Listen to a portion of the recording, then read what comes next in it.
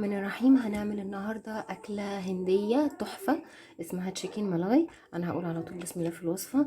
عندي هنا فلفل حامي على رومي، ممكن تكتفوا بالرومي بس لو انتوا مش بتحبوا الحامي، بس طبعا انتوا عارفين الأكل الهندي بيبقى مشطشط.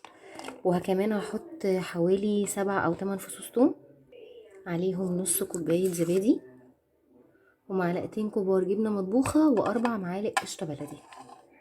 المنكهات سهلة خالص، فلفل ابيض وفلفل اسمر ورشة جوز الطيب ورشة حبهان والملح حسب الرغبة، وكمان معلقة جرام مسلة.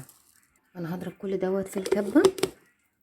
ده القوام بتاع الصوص. هفضيه كده في بولة. عندي هنا صدور فراخ متقطعة كده مكعبات زي الشيش طاووق، هنزل بيها كده في التتبيلة. انتوا عارفيني انا هسيبها ليلة كاملة عشان تتنكه اكتر. لو انتوا مستعجلين عليها تقدروا تشتغلوا فيها كمان ساعتين. في الوصفة الأصلية بتاعة الهند بيحطوها في عيدان توسبيكس بتاعة الشيش طاووق بدون أي إضافات ولا بصل ولا فلفل ولا أي حاجة.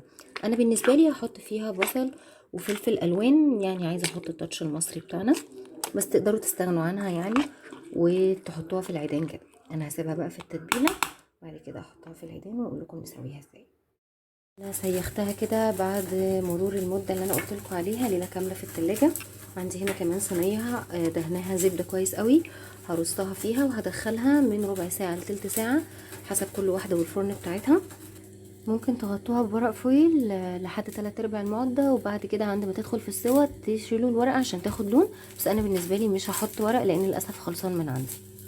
وبعد ما استوى عايزه اقول لكم طعمه وريحته بجد تحفه، والساندوتش مش محتاج اي حاجه لان هو فيه كل حاجه.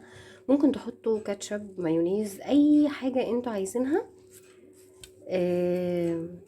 كابوتشي هيبقى بالمنظر ده. بجد جربوها هتعجبكم جدا. هي شبيهه للشيش تاووك بس مختلفه شويه في الفليفرات بتاعتها.